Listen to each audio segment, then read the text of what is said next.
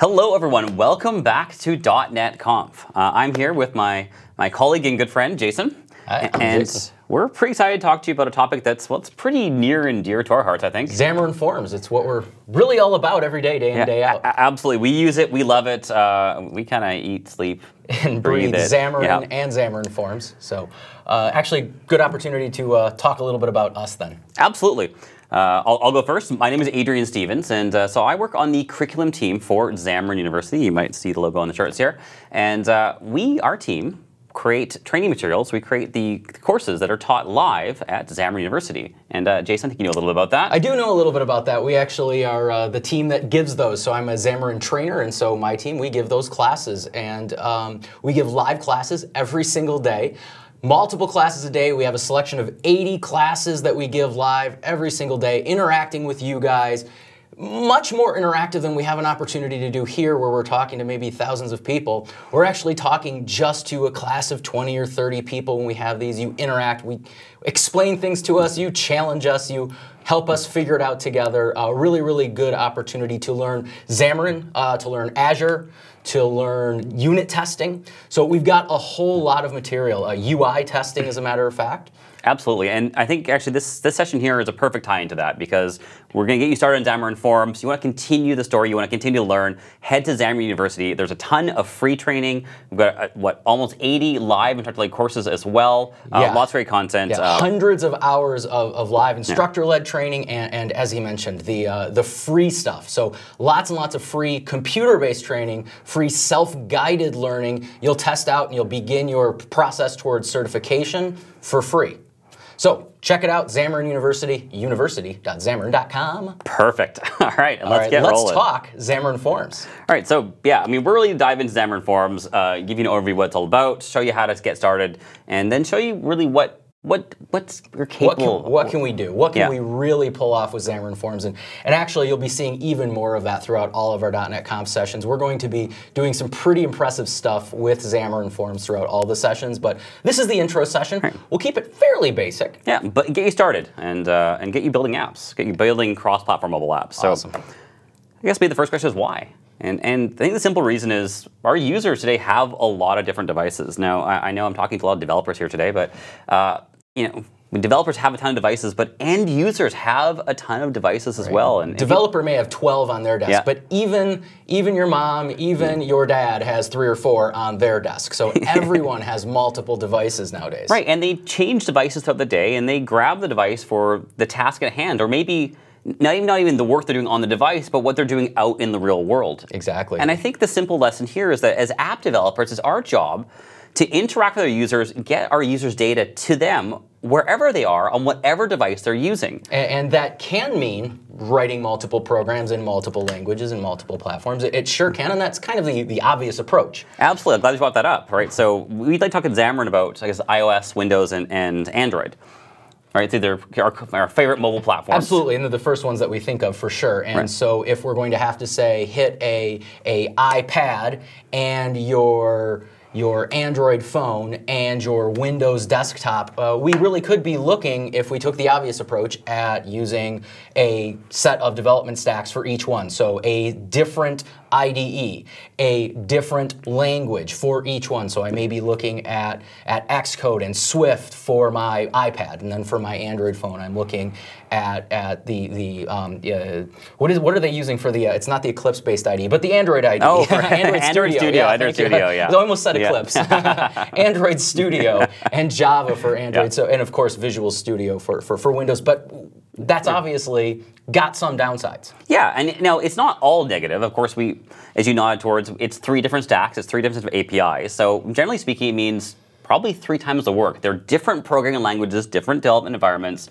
If you're a solo developer, you're probably building 3 different applications. Doing it serially, perhaps. If you're hiring developers, you're probably hiring 3 different teams. As many, right. Now, there are some pros. It means that you're using native tools. You're getting native performance. And the documentation is really easy to come by. Right. The vendors create great documentation.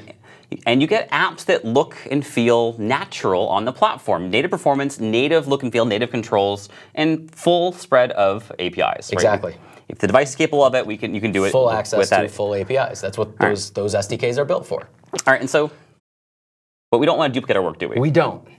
And so we have a solution that might just be the best of all of those worlds.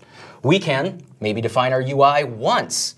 We can have that run with native performance. We can have full access to all of the APIs and a lot of great documentation, and even that native documentation that was written for Java or written for Swift, easily adaptable to the Xamarin solution, to our Xamarin solution. So that means we can write everything in C#, have it run with native performance on Android, have it run with native performance on iOS, and it looks like an iOS app. It looks like an Android app. Full access to the native APIs. And so I'm actually really excited because this always sounds a little bit magical. But Jason's going to tell you in just a moment how this all works, how we're able to get native performance, but still kind of convince you that it does make sense. Yeah, use a common language, potentially share our business logic, and as you said, potentially share our UI definitions as well. Exactly. Really exciting. Exactly. And what does this get us? Well, it gets us a development platform that lets us hit a really big selection of devices, not just phones. Well, we got TVs, we got tablets. Exactly. Wearables. So our Xamarin.Forms applications, where we've written a UI one time and shared all of our business logic, is literally going to be able to be run on a tremendous range of devices, from phones to tablets to televisions to hack your refrigerator if you want. It's pretty amazing. Windows IoT runs on refrigerators, and Xamarin.Forms runs on Windows IoT. Right, so this is a real thing. So, and I think what's fun about that there is it's not just the traditional devices, but it's modern devices. It's devices your users are using now, and possibly the devices your users are using in the future as well. Exactly. So let's talk a little bit about how this all works. Yeah, let me convince you that the magic is real here a little bit. And so we're going to start just by using the example of Android. iOS and several of our other platforms kind of work the same way. But we'll start with this Android example and start with the basic of an Android system. It's got an OS installed. So I've got my Android OS at that bottom level, and if I were to start writing apps against just that without any additional services, let's go back, there we go. All right, we'll go back, yeah. We're going to write apps against just the OS. Well, we're writing in C, and maybe even assembler, in order to get that to work. Right, but of course, I always think of Android development as Java primarily. Exactly. You may think, oh, Java hits the most root levels and the most deep levels, but it doesn't. The root levels, the most deep levels, are really a kernel and a few high-level services, all of which have a C API. Nobody's wanting to write to that. Well, not me anyway. It's not as common anyway. It's possible, but it's generally not done, right? Exactly. So it's possible. Most of us don't want to do that. Most of us want to write maybe Java, or of course C#. But that requires then the Android SDK. So we have this very, very rich, very, very impressive Android SDK.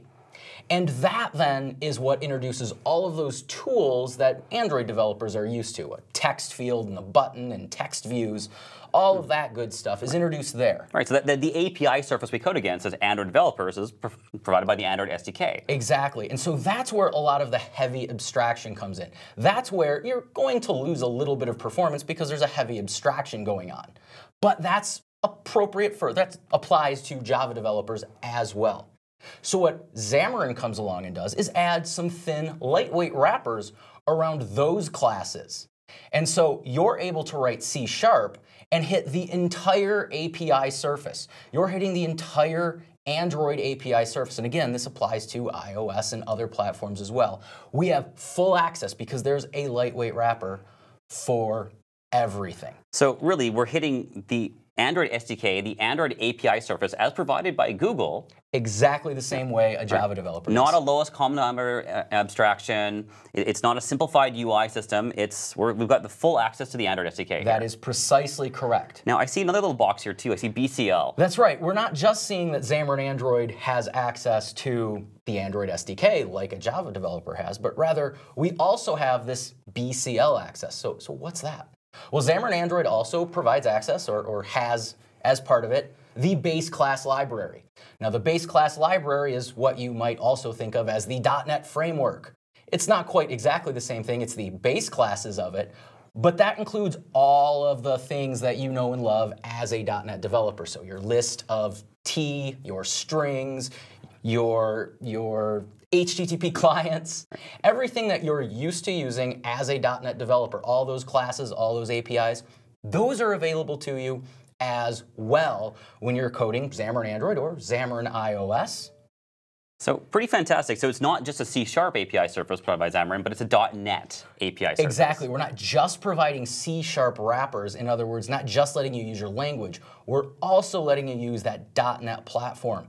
So this means when you're trying to figure out how to do something, you hit Stack Overflow and you're looking for solutions, and you might come across a solution written in Java that does exactly what you want. And the great thing is, it's really easy to adapt it to C#, because Java and C#, as far as language definitions go, are not that far off. So it's easy to adapt that. You might, contrarily, find a Stack Overflow article on how to solve that problem with your base class library or in the .NET framework with the .NET types. That also will work. And then finally, go for it. Love it. Love it. And then finally, those two pieces can talk together. The Android SDK part, the BCL part, those parts interact as well as both hitting that C API we talked about to talk to the lower level operating system services. And it's fairly transparent. So if my Android SDK, for instance, requires an array of string, then I could create a .NET list of .NET strings and pass that to the thing that's expecting an array list of Java strings, and guess what? It's going to work. Fantastic. It's pretty awesome stuff. It kind of just works. You don't even really ever think about the fact when you're doing Xamarin Android development, you never really think about the fact that all that translation is going on. You just know you have access to all those libraries, and it's great. And of course, iOS works the same way. Mac OS X works the same way for Xamarin, or Xamarin Mac OS. Yeah. And of course, for Windows, UWP, it's already a C#.NET API surface. Yeah, you kind of don't need all that, do you? Because it's already there. Now, what's really exciting here is I'm seeing BCL on all these platforms. And what that means is we do have a common .NET API surface, and that makes it really easy to share code across these platforms as well. Exactly. Code that accesses anything in our BCL, anything in our .NET framework, that's probably shareable, our logic. Now the SDKs, though, the Android SDK, the iOS SDK, they're going to be still unique to the platform, even though it's in C#. So I'm not going to be using Android SDK as an iOS. Exactly. But I would love to be able to, say, share my UI definition across these platforms as well. Of course you would, to say, you know what, I want a button on the screen, or I want a entry field on the screen, and just figure it out for me and use the appropriate tool. If you're running on Xamarin Android, use a text view. If you're running on iOS, use a UI label. And that's exactly what you've got up now is Xamarin.Forms gives us another layer of abstraction where I can choose to import Xamarin.Forms libraries or use a Xamarin.Forms template. And then I'll add a button to my screen or a label to my screen. And those are kind of abstractions as far as Xamarin.Forms is concerned. But it's still coming down to that native SDK, that native API surface. And so when I run it, I get a UI label on iOS. That is the native control with native performance. And so this is really what we're going to talk about the rest of the session here today. We're going to talk about Xamarin.Forms. We're going to talk about a good look at cross-platform UI definitions and how it is still native. And we'll see how we can share code across these platforms as well. Yeah, it's going to be great. And so just really quickly again, Xamarin.Forms, it's going to let us share our C# UI definition and, of course, our C# business logic as well. Absolutely. Let's jump into it. I think we should show people. Yeah, seeing the code is going to be the most exciting thing. All right, let me switch over to Visual Studio. And the first thing I want to show you is how to make a brand new application. It's going to open up my IDE space here a little bit. So I've got Visual Studio 2017, and I can make a brand new Xamarin.Forms application. So of course works on Mac as well. We can use VS for Mac. So file new project. And the great thing is we can pull in the mobile bits, the Xamarin bits, into Visual Studio 2017 with the installer. So it's all integrated. So I go under Visual C#, and Jason, have a look here. So cross-platform. Excellent. Pretty fantastic. And notice we see Xamarin. Then go in here and give it an appropriate name. I'm gonna call it say hello, or do a bit of a hello world kind of thing. There we go. Yeah. I hit OK, and then off I go and create a new project. Now this is going to create several projects, and I've got one preloaded here for you just for a bit of a time efficiency. Great. Always helpful. Pre-baked cakes on the cooking show. Absolutely. So have a look here. So we've got a solution, and notice we have 4 projects. And this makes a lot of sense, right? Xamarin.Forms is hitting multiple operating systems. And we talked about having native applications. So I have an Android application right there, and I have an iOS application. And that's going to compile into an executable that runs on iOS. Absolutely. So we're not creating a single binary. We're creating a native binary for each platform. Right. This is an iOS app, a UWP app, an Android app. Now we also have, to zip up here, we have another class here, another project. And this is where our shared code goes. Now, we could share our business logic in here, and we would also, for Xamarin.Forms, share our UI definition. Great. Loving it so far. Excellent. So let's open up, in this shared code, I want to open up the app class. I'm going to go to app.xaml.cs. And so, and this is kind of our global singleton that represents the running state of our entire Xamarin.Forms system, right? Absolutely, and that's exactly it. I like to say it in the simple term I always say is this is our entry point. This is where we start in Xamarin.Forms. But yes, absolutely. So it this also stays around. We have the global application manager right here. Yes, and the big thing I want to point out here is that we have a main page property that's defined in our application class. And this is all wired up right out of the template. I make a brand new application, that's what happens. And it instantiates a main page. And what this is doing is wiring up the initial UI. What page should we see when we start the app application? That's why the app class tells us what page to see when we start the app. And we know that main page here, this is actually defined in our shared code. So our application class is saying, please display the shared UI definition. Great.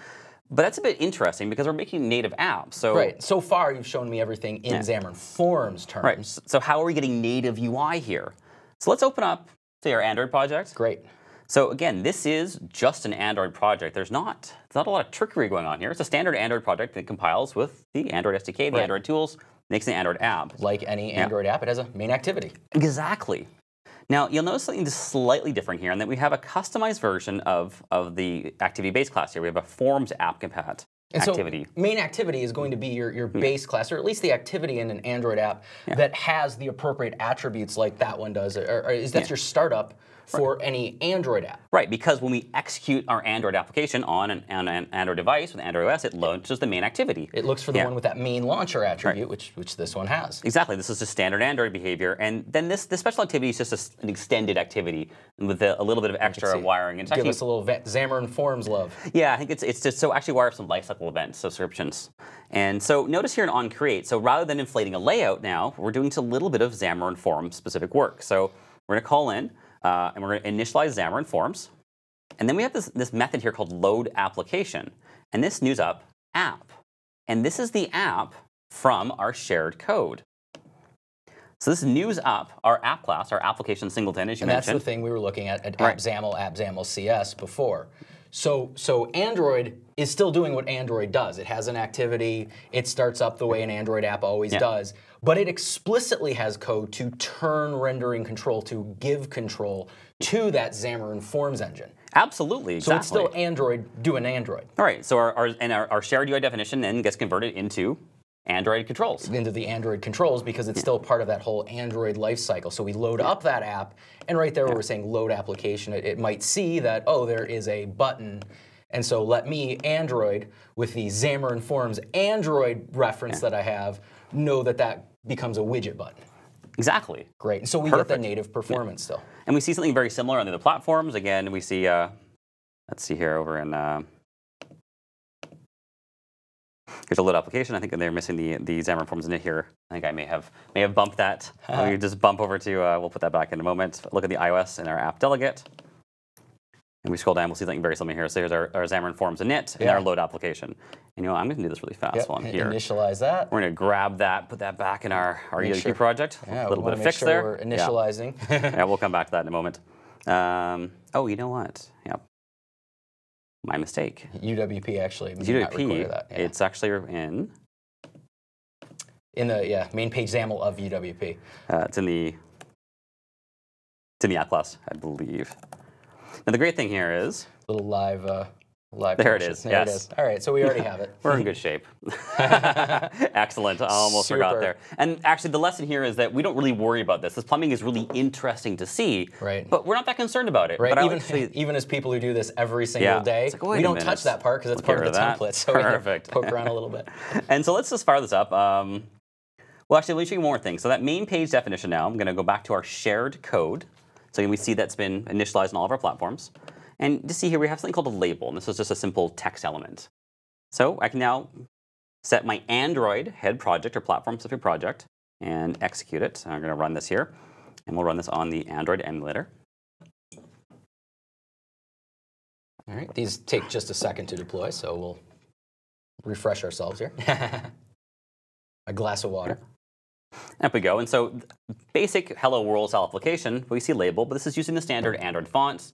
Not a lot going on here, but this is a native Android application running on Android. Right. One thing that's interesting is, of course, we use that shared definition, but as you pointed out, it looks like an Android label, which might not sound like much because a label's a label, or it looks like an Android text view, I should say. Yeah, absolutely. A label's a label's a label, right? But there are different defaults. In iOS, that's going to look slightly different, and in UWP, as we're about to see, it's going to look slightly different. And so that's actually one of the interesting and nice things about Xamarin.Forms is even though I can jump in and take control, it's kind of same defaults. That is, when I run on Windows, the app looks kind of Windowsy, and when I run on Android, it looks Androidy. Absolutely. It feels at home to the users of that platform. We're not wedging it into our own unique design paradigm or something. Well said. Fantastic. But exactly it, right? Native apps that look and feel comfortable, natural on the platform. So let's go back to our shared code. Let's just change up our UI a little bit here. I'm going to say even just delete this guy here. So I'm going to use something called a stack layout. And if you're familiar with Windows development, you've probably seen a stack panel, very similar type of control. Or if you've done native Android, Xamarin Android, or even Java Android, then you might be familiar with the linear layout. Right, Again, exactly. Same concept. So I'm just going to tell it to add a little bit of space around its children here. And so the concept, by the way, just means he can add children, other controls to this, and they'll go one right on top of the other. So we add a button and then another button. Well, it'll be 1, 2, one right below the previous. And actually, that's a really good point. So in the stack layout, we have the ability to control the orientation as well. The default here is vertical. I'll just do this explicitly. So that does the top to bottom that I just described. It can also do left to right. So I'm going to put a label on screen. And let's add a couple other controls here. So of course we have the concept of a button in Xamarin.Forms. Let's just give this a name here. Here's X name again.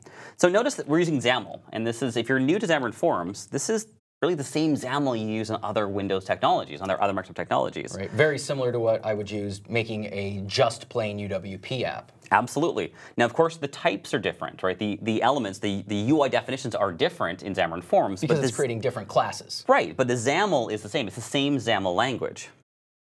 Same specification, but I want to create a stack layout. And that's actually a class that exists as a class, and so does a label and a button. So, of course, we're creating those Xamarin.Forms classes, so it's a little different. What we see is a little different, but same syntax. So what I want to do here is start writing a quick little app that's going to do some text-to-speech. We're going to enter some text, and then we're going to translate it. That's super fun. And we're going to show you some trickery there, because, of course, for the text-to-speech, that's going to be platform-specific code. Right, so Xamarin.Forms doesn't have native wrappers to handle that for us, but we can still get there. If we know we have something platform-specific, we want to hit a iOS-specific API or an Android-specific API. We have some ways to do that still, even within Xamarin.Forms. Absolutely. So this is, again, very familiar for those of you who've done XAML development. So I've defined some controls, some elements here on my XAML page, and I'm given my button and name, for example. And I can head on over to the code behind for my main page. And what we normally do with our button, we would handle a click. Absolutely. So we go button speak. IntelliSense is working very nicely here, and we have the clicked event handler in Xamarin.Forms. And again, very similar to what you see on other platforms, but it's Xamarin.Forms, right? Nice autocomplete there. Yeah. I'm not a big underscore fan, so I'm going to take that out. This is a personal preference of mine. Right on. Yeah. And let's just do this for now. We'll just change our label. Or how about our entry, say? We'll say our entry message dot text equals button has been clicked. It done got clicktified. So let's set a breakpoint and run our application. How's that sound? Sounds good to me. Perfect. So I'm going to run this. I'm on UWP still, so I'm going to run this on Windows. And again, that's nice for the quick. It's a great. It's my favorite platform for testing forms because of the quick deployment. Right, exactly. We can run local. We don't need any kind of emulator or anything like that because we're developing on Windows. And guess what? Windows is a UWP platform. And so I've made a mistake here. So we've got a label, and we've got a button, and we've got an entry. But the button doesn't have any content. No, it doesn't. Let's just fix that quickly here. That was planned, right? Absolutely. Totally. So, but we want to put some text on our button. So I'm going to put, I'll say click to speak. We haven't wired that up yet. So there we go. We'll run this again. So far, it's click to change the label. Yeah. That's OK, too. That's all right. I could change the text label. And so let's click our button. And now we've hit our breakpoint. We're back to our code behind. All right. And exactly as we expect. We're in our button click event handler. But I think what's really interesting, look at the call stack. Yeah, this is pretty cool because remember, this is shared code right here. This is code that's going to run on Windows, and it's going to run on Android and iOS. So even though we're handling the button click here, remember it was actually a Windows button that was clicked, not a Xamarin.Forms button. We asked for a Xamarin.Forms button, but it was a Windows button that got created. And so when the Windows button gets clicked, it's going to raise that event up. So we can actually see the call stack includes a little bit of Windows-specific stuff. You can see that UAP down there. That's platform.windows. That's Windows-specific stuff. All right. Yeah, and absolutely. So we can see it's actually calling from a button renderer, and this is the code that's responsible for presenting the native UWP button. And then we see a little bit of an abstraction here above as well. We're seeing a little bit of insight into plumbing of Xamarin.Forms here. But I think what's really important to note is that, yeah, we're getting back down to the native code. Right, exactly. And yet it's hitting that shared code. So let's actually show them that exact same breakpoint, but on some other platform. Oh, perfect. Let's just go to Android. Excellent. That's our project. So exact same code, exact same breakpoint. And we'll notice a few things. One is that look and feel. It's going to still feel Android-y. It's not going to somehow look exactly the same as the Windows one did. So it feels and looks right for Android. Notice the entry field has that Android look with just the underline. That's unique to Android. Feels at home to an Android user. Same thing with the button. But now let's look at that button call stack. So I jumped ahead, I clicked the button, and we've hit our breakpoint. I'm very excited to show this to you. Yeah. And again, have a look at the call stack. So we see a little bit of Xamarin.Forms plumbing, and then we're back down to Android views. We even see our on click.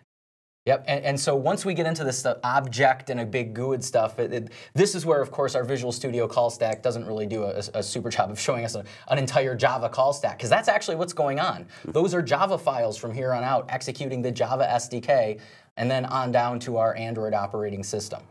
So that's happening in Java. And so the call stack looks different, even though that's the exact same breakpoint that we used before when we ran Windows. We're now going through the Android entire system, the Android entire SDK, and it's only a little abstraction layer on top that gives us that Xamarin.Forms stuff. Really exciting stuff. Pretty fantastic. So let's jump back to the slides now. Excellent. I know we've got some more content to cover here, and I want to keep us moving. Yeah. And so we saw a little bit of how we define a UI in Xamarin.Forms, but I want to give you a little bit more structure to this now and talk really more what we have, what are the building blocks we have to create our Xamarin.Forms UI. Right. So we've seen some of them. We've seen some. We saw a button. We saw an entry field, which we haven't used much yet, but we will, and a label to place some text. We even saw our stack layout there as well. Exactly. So we classify our Xamarin.Forms UI building blocks, our elements, into 3 categories. So first we have pages, and that's really its full screen UI. Right. And so it's kind of our full screen container. Represents the entire page or entire screen or entire window, depending on our platform. Absolutely. We have layouts, and layouts are used to help, well, arrange and lay out our UI. And specifically, the layouts are used to arrange the controls that appear on screen. And we have a number of layout containers, and of course, we have a really pretty great selection of controls to use in Xamarin.Forms as well. Absolutely. Let's go top down. Start with the pages. So we have a content page, and that represents really a single piece of UI. So the page is a single piece of, And that's what we were using in our first demo there, right? Exactly. So, and we have some other page types that are really meant to implement navigation paradigms. And kind of, and enhance how our pages, our content pages all work together. Absolutely. So we have master detail page, which is, of course, 2% master detail. Yeah. We get a drawer-style navigation on Android. We've got tab pages, and again, for presenting tabs on. Moving from one content page to a different one, right? And we have this carousel page. This is a fun one that allows us to swipe between pieces of UI. Almost like a book reader, e-book reader, magazine type of thing. And I think I skipped over navigation page. That's for our traditional stack layouts. We'll actually see quite a bit of this throughout our various .NET Conf sessions, because it's sort of the default, right? In a way, it's that first one you go to. You're going to be adding a lot of pages. You basically expect to have a back button. You expect to have a title bar. And so it basically just kind of becomes our default is to put things in a navigation page. Right. It's available on all the platforms, and really it's the default behavior of Android in general, really. Exactly. Activities on the stack. And then we have our layouts. And I don't think we'll go through these in extreme detail, but we've got a good selection of layouts. Right, and these are going to help us, especially later when we start talking about things like responsive design. We'll see how these have a lot of incredible logic for helping us to position controls with some intelligence and some rules. So, for instance, our stack layout, we said, puts them one below the other. And that may sound simple, but it means that they're not all sitting on top of each other. So there's already some rules. And we have quite a few other rules that make it pretty powerful as well. You know, and same thing with our relative layout and our grid. Now, absolute layout is an interesting one. I wouldn't use this to hold the top elements of a page very often because... Well, because we're all about responsive UI with Xamarin.Forms, a lot of different platforms, different screen sizes, and orientations. Absolute is absolute. So I'm having to put things at a specific X and Y coordinate. And then, well, what happens if I made that look good on an iPhone, then I try to run it on an iPad? Well, I'm going to have a lot of white space with an absolute layout. That's a problem we don't actually run into with stack layouts and with grids. So that's why we tend to use those for our top-level designs, let everything flow with those bigger devices and stuff. We'll talk a lot more about that in our responsive design session for .NET Conf today. Absolutely, and I think the takeaway here is that we've got different layout containers to solve different problems. Exactly. And we'll see how to use some of those later on. Fantastic. And then we've got a good selection of controls. And again, these aren't controls per se in Xamarin.Forms, but they're definitions. They're really abstractions. We think of them as model objects. So something simple like a button, there's nothing such thing as a Xamarin.Forms button, but that maps to a native iOS button. It maps to a native Android button, native UWP button. Exactly. Xamarin.Forms really doesn't know how to paint pixels to a screen or detect when something's touched on a screen. All it knows is how to hold information about what you want from a button. It's kind of ephemeral, kind of a philosophical concept of a button. And so it's only when we run on a real device where that turns into something concrete, like an Android widget button. Absolutely. And as we saw already, all of these elements, pages, our layouts, and our controls can all be defined in XAML. And we had a conversation about that already. It's the XAML that we already know and love. And what's fantastic about this here, again, is we define it in one place in our common code. And then at runtime, it turns into the appropriate platform-specific buttons. Once again, seeing it look slightly different on each platform because an Android device has a look and feel by default that looks Android-y. We can see that, for instance, its tabs are on the top. When we run on iOS, with no code difference, the tabs are on the bottom. And that's what users of those particular platforms have come to expect out of their apps. So our default behavior is to fit in with those expectations. Really powerful, really fantastic. And here we see an example of the entry control that we used earlier. And so, of course, with Xamarin.Forms, we can share UI, but we can also share business logic. And so let's go back to Visual Studio. I'd love to show people how we can actually access platform-specific code from our shared definitions. Yeah, it sounds like you have now. some really fun platform-specific code in mind for us So there. let's jump over here. So we'll move a little bit quickly here, but all this code will be available on GitHub, so you can have a more detailed look. So we've got our Say Hello app, and I wanted to speak. You wanted to say hello I wanted to or make whatever noise. else. I want to say hello or anything else we say to it, yes. And so those APIs aren't available in Xamarin.Forms by default. They're defined by the platform-specific APIs. Android has an SDK for that. iOS has an SDK for that. UWP has an SDK for that. And they're really similar, right? They're almost the same API surface? No, they have a lot of similarities. But they're pretty different, right? Yeah. I wasn't sure where you were going. Where was he going with that? Yeah, no, the code is pretty different. The code is very different, and that's very typical. We get into this platform specifics. I apologize for putting on the spot. Set me up there. And but yeah, so they can be very different, especially multimedia sound. Sure, they're the same if you say so. Yeah. Well, we're going to make them a bit the same, so we'll use some abstractions to help out with that. So bear with me. I'm just going to zip over to my appropriate folder here, and I've got some assets I'm going to bring in. Excellent. So the first thing I want to do is bring in an abstraction. So something that we can use to represent the platform-specific code on all of our platform-specific projects. Excellent. Now, where should we place our abstraction? I would think all of the projects are going to need to access it. Right, so we could put it in all the platform-specific projects, but there's probably a better place for that. We have a project that we have in common already, our Xamarin.Forms portable. So absolutely, and of course, all these projects, I don't think I showed this specifically, but all of our platform-specific projects are, of course, referencing. There's a reference wired up by the template that references our shared code. Right, so each platform-specific one, each head project, as what we call them, does reference that shared project. And so by adding our interface here to our shared code, that means that iOS, Android, UWP all gets it. And nice simple interface here. just going to define one method, a speak method. We're going to pass in a string, and then hopefully have something make some noise for us. That'd be cool. So I'm going to jump over and bring in some implementations. And we'll go quickly on these, but we'll have a look. So I'm going to bring in this class here for Android. Now, the important part, I think, is to show that we are, in fact, implementing our text-to-speech interface. And that means that we need to implement the speak method that accepts a string. Right, and I see actually the Java class is pretty long. I can see that we're also implementing other interfaces, and I have a Java lang object as my base class, which itself is kind of interesting. It's not, this class isn't deriving from system object, it's deriving from the Java object-based class, which is pretty crazy. All right, so we're going back into the Android world, right? Right, right. And again, using those Android-specific APIs, and there's some initialization required here as well. And I don't remember all the full details of this. Haven't looked at it for a little while. But we use some volume, and there's some fun things. And again, it's in a callback. It's got a whole callback pattern. That's why we have the additional interface. So let's see some other implementations that are also implementing this interface. Let's just switch back over.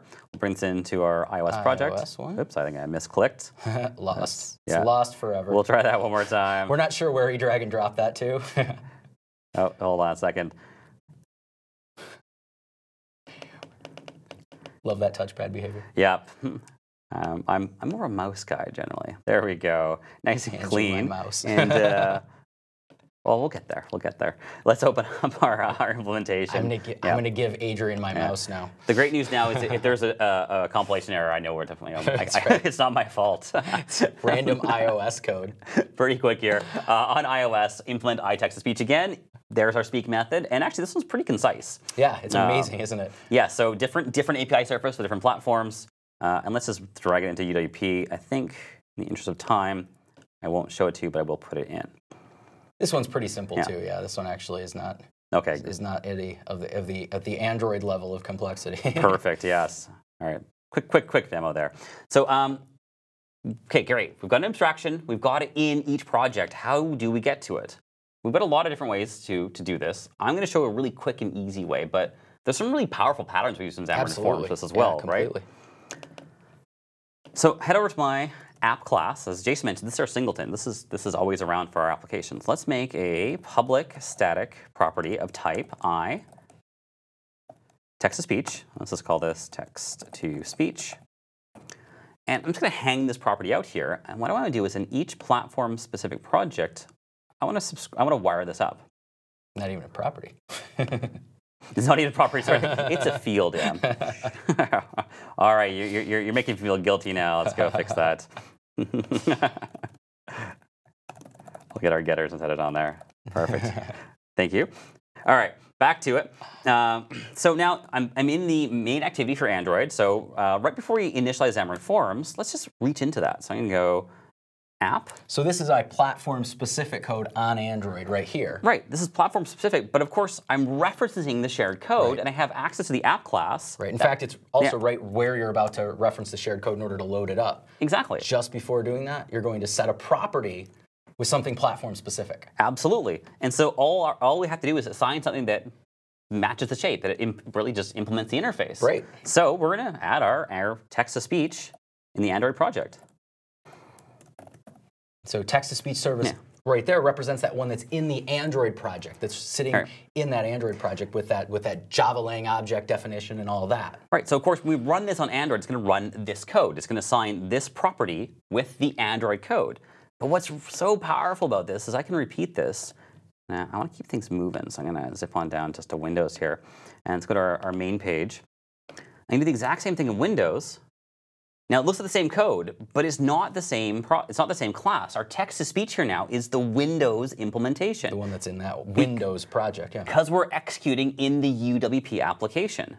And now what's powerful about this is I can reach this code after loading up your application then tries to access text-to-speech. It's really accessing that Windows class that you created. Right. So whatever platform we're executing on is going to run that code. It has to. Great. So let's go back to our UI definition in our shared code. Now remember we had our button speak handler.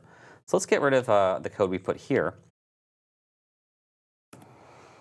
And let's So first, remember, let's do a quick refresher. Remember our UI is constructed of a label, a button, and an entry. Right. And our entry is named entry message. So we can reach entry message, and our entry has, not surprisingly, a text property. So we can get the content of the entry.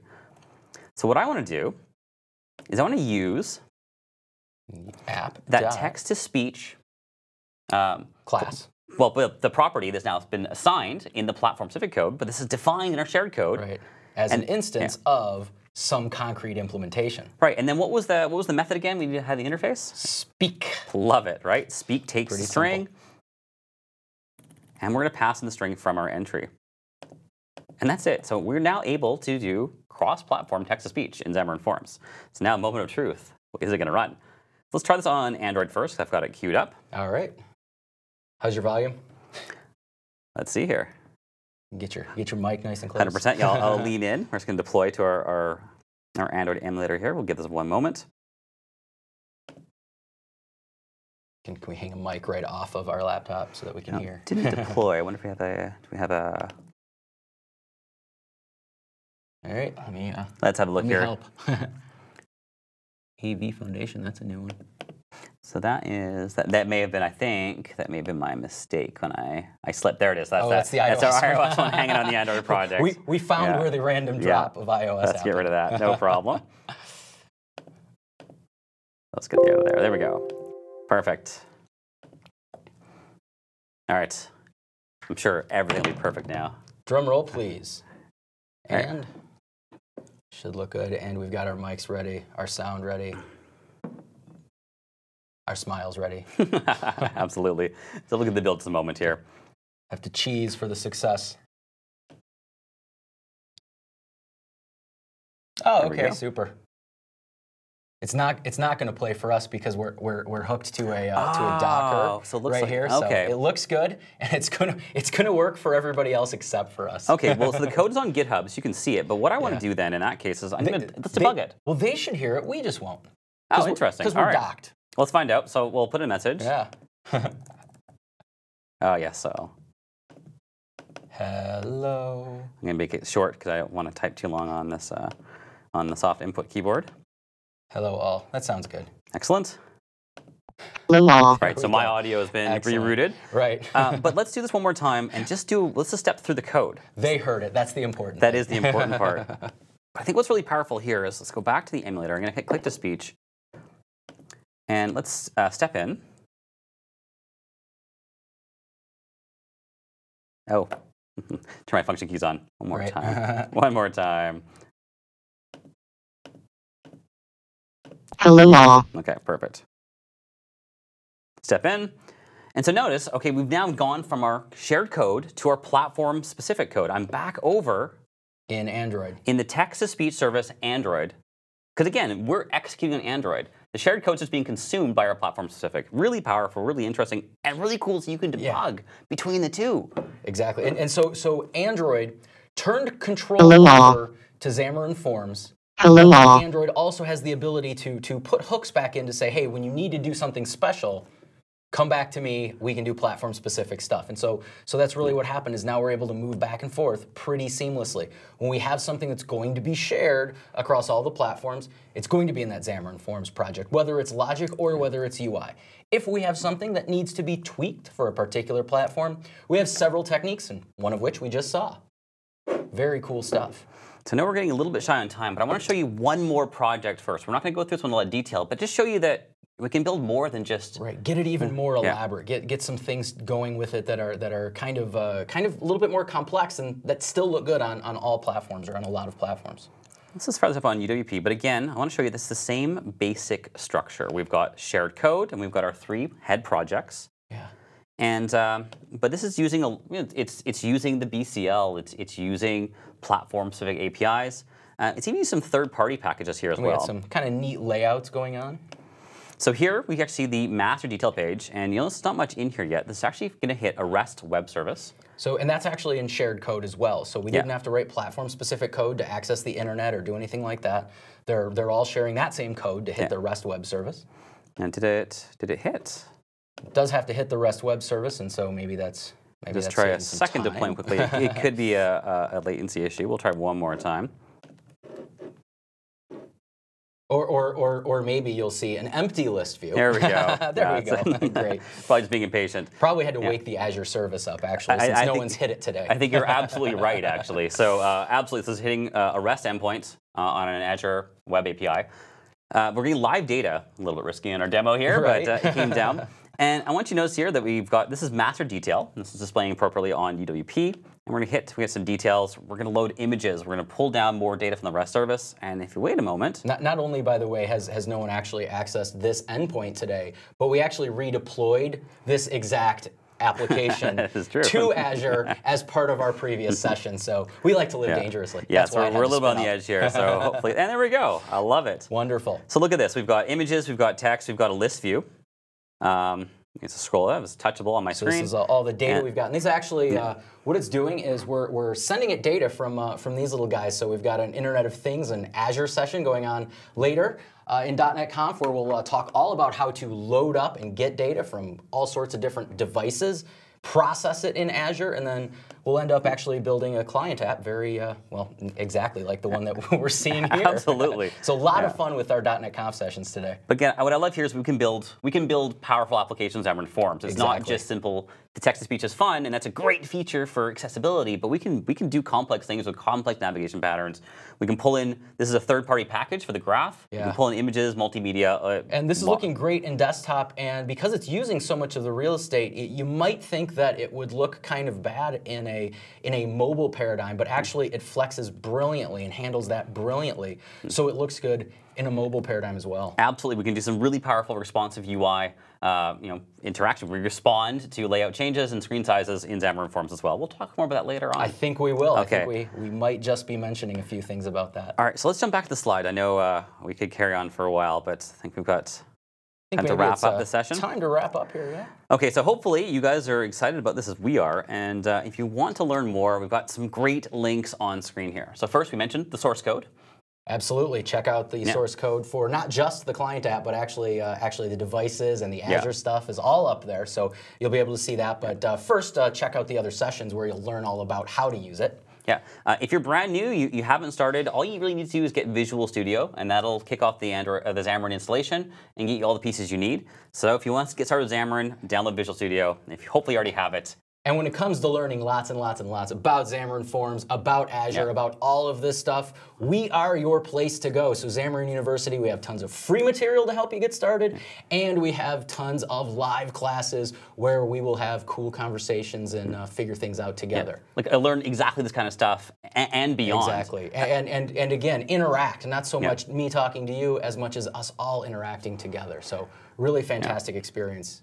And join us, please. I want to do a quick shout out to our documentation team as well. So Xamarin University, fantastic for full courses, learning. Absolutely. If you need to look up APIs, look up small piece of information, developer.xamarin.com. We've got extensive documentation written by really talented people. Yeah, absolutely industry-leading documentation. Yeah. We're actually leading ahead of the way the platforms themselves produce their documentation.